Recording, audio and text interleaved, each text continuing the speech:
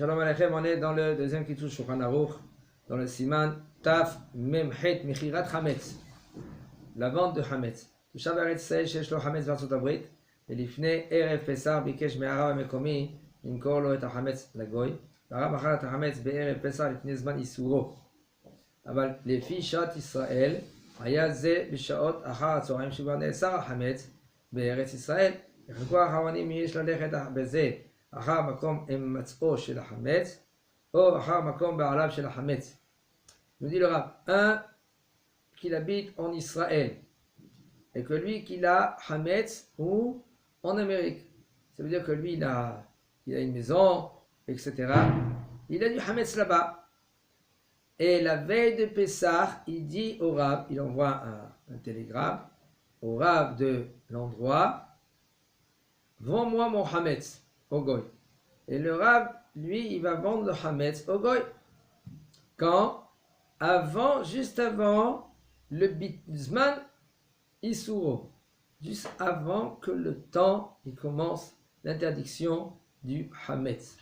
Mais par contre, en Eretz Israël, ça va arriver déjà.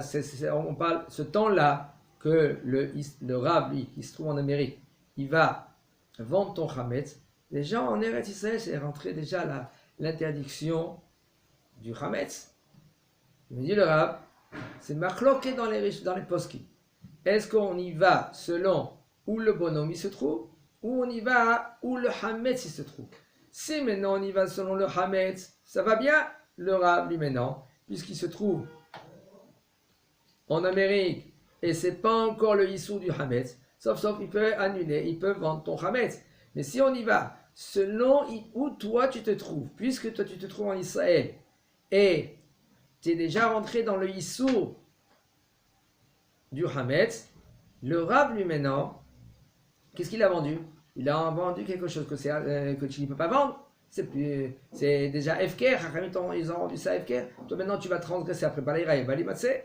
Tu es rentré dans l'interdiction. C'est Hametz Shavar à la Pessah? Comment? C'est Hametz Shavar à la Pessah? Autre pas, non. Si maintenant lui, qu'est-ce qu'il doit faire dans un cas pareil, s'il est arrivé? D'après ceux-là qui disent que puisque maintenant tu vas selon le Hametz, et le Hametz il se trouve, et pas selon le Hametz, selon toi, où tu te trouves toi, et ton Hametz il se trouve en Amérique.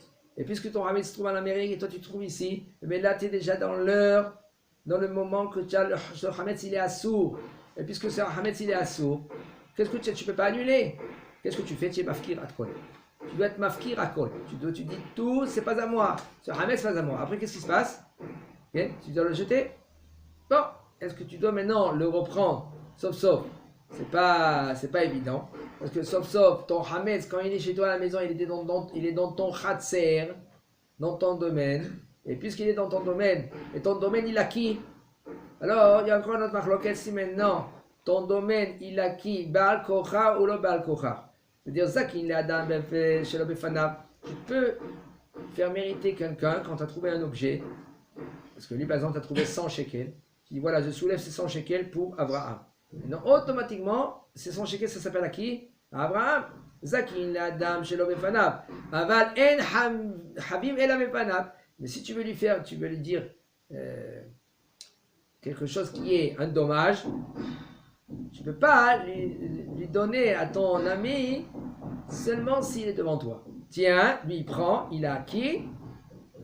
Okay? Puisque c'est négatif, c'est pas bien pour lui, quand même, ça marche. Mais si maintenant, lui, il n'est pas devant toi, tu ne peux pas soulever l'objet et le faire mériter. Mais après, si comme il a du Hametz qui a lui, par exemple, en Amérique, j'imagine que ce Hametz, il est entreposé dans ton domaine. Dans un domaine à lui. Voilà. Il arrive après la fête, du coup, ça redevient ça. Voilà, exactement. Mais non, mais c'est un problème. C'est pas après la fête, pendant la fête. Ouais, durant la fête, c'est fini, c'est lui. Après, non. Non. C'est pas évident. Parce que sauf ce Hametz, il est où ce Hametz? Il est dans ton domaine. Automatiquement, même que tu rends un FKR, tu as acquis. Ah, oui. Et puisque tu as acquis. Il aurait dû s'en débarrasser. T'as pas le Donc, sujet. Si il appelle un contact qui se trouve là-bas pour entreposer tout le Hametz dans des placards fermés. Mais c'est chez lui. C'est son domaine maintenant, il l'a qui maintenant? Je comprends, parce que nous, chez nous, ce qu'on faisait, c'est que c'était. Tu as oublié quelque chose.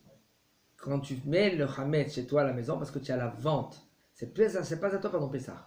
Tu as fait la vente, ton père il a fait la vente avec le Rav, et il a donné ton père la force, c'est-à-dire qu'il a rendu le Rav Shaliach, un envoyé de ton père pour faire la vente. C'est-à-dire que même si le Hametz se trouve encore chez nous, il nous appartient. C'est pas à toi. Tiens, si tu le prends, tu manges, tu es un voleur. C'est au Hametz, c'est au Goy.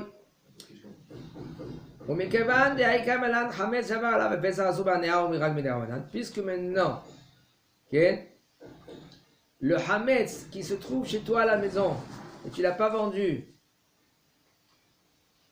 ça s'appelle Hametz Shavar à Pessah. Quand maintenant après Pessah, tu vas prendre ce Hametz là, et ce Hametz, ça va être à toi, ça s'appelle ce Hametz Shavar à Pessah, c'est rien qu'un Issur des Rabbanan, Mishum Knasa Shebal Yiraeu Me'al Matzeh, parce que c'est un knas, parce qu'un homme, lui, il a transgressé. Baliraï ou balimatsé, mazé baliraï, tu n'as pas le droit de voir un hametz. On parle de quel hametz quand tu n'as pas le droit de voir? Ton hametz. Mais pas le hametz de Muhammad. Muhammad, celui-là, sa pita falafel, il mange. Toi, tu peux être à côté de lui. Bon, c'est pas trop conseillé, si c'est ton ami, mais, sauf, il y a encore un problème, c'est pas ton hametz. La question qu'elle se pose, si maintenant il rentre chez toi, tout cela, c'est un problème.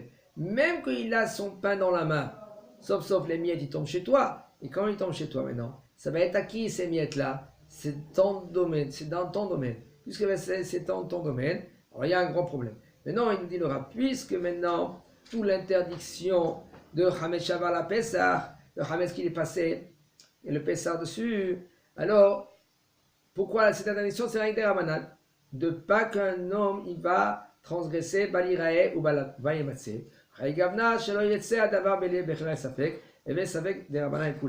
Puisque maintenant on est dans un doute, selon qui on y va, selon le hametz où il se trouve, ou selon le propriétaire où il se trouve, puisque ça s'appelle safek des Rabbanan, alors on va trancher les koulas.